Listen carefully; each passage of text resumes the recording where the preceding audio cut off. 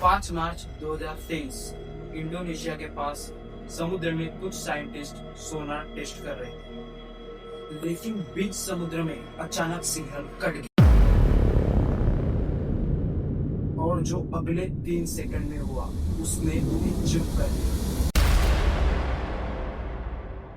पानी के नीचे कुछ था जो सोनार को ब्लॉक कर रही थी। उसका आकार किसी भी नॉन स्पेसिस से 10 गुना बड़ा।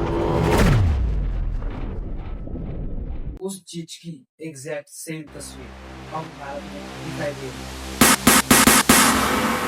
नमस्कार दोस्तों, मैं हूँ प्रणय चौधरी और आप देख रहे हैं प्रणय चौधरी टॉक्स। आज हम जो जानने वाले हैं वो एक कहानी नहीं बल्कि एक सच है। ये एक सच्ची चेतावनी है जो शायद ही आपको किसी ने बताई। 2023 से अब तक दुनिया भर में समुद्र के किनारे एक अजीब सी दिखने वाली मछली देखी जा रही है। इसकी लंबाई करीबन 15 फीट होती है और इसके शरीर में कुछ अजीब सी बिजली जैसी धारियां चमकती हुई दिखाई देती है। लेकिन ये सिर्फ देखने का मामला नहीं है।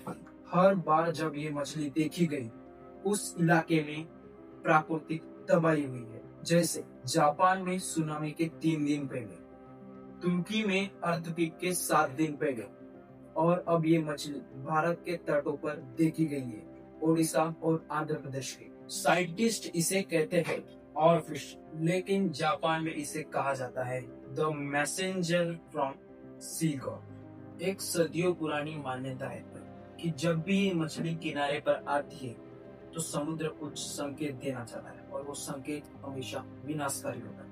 अर्थक्वेक आने से पहले समुद्र की गहराई में प्रेशर चेंज होता है। डीप सी क्रिएचर जैसे और फिश, इनको ये बदलाव जल्दी महसूस होता है, इसलिए वो किनारे पर आ जाती है। यानी ये एक तरह से एक नेचुरल अर्ली वार्निंग सिस्टम बन जाता है।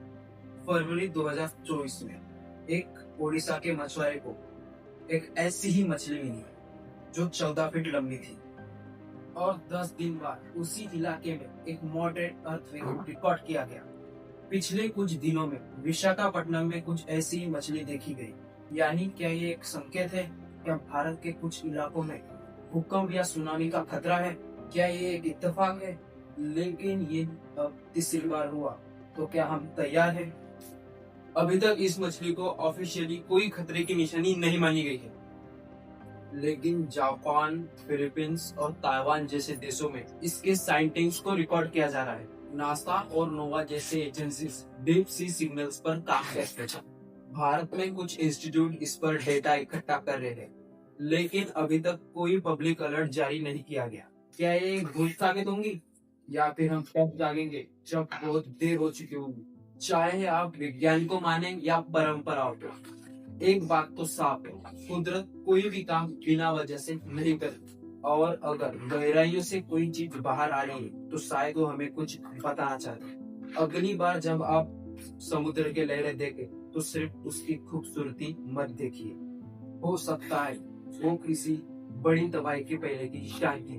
क्या ये सिर्फ एक इत्तेफाक है या आप मानते हैं कि प्रकृति सबसे पहले चेतावनी देती है? अगर आपको ये वीडियो पसंद आया हो तो वीडियो को लाइक कीजिए और ऐसे ही रहस्यमय और सच्ची कहानियां सुनने के लिए हमारे चैनल को सब्सक्राइब कीजिए और कमेंट में जरूर बताएं कि वीडियो कैसा लगे।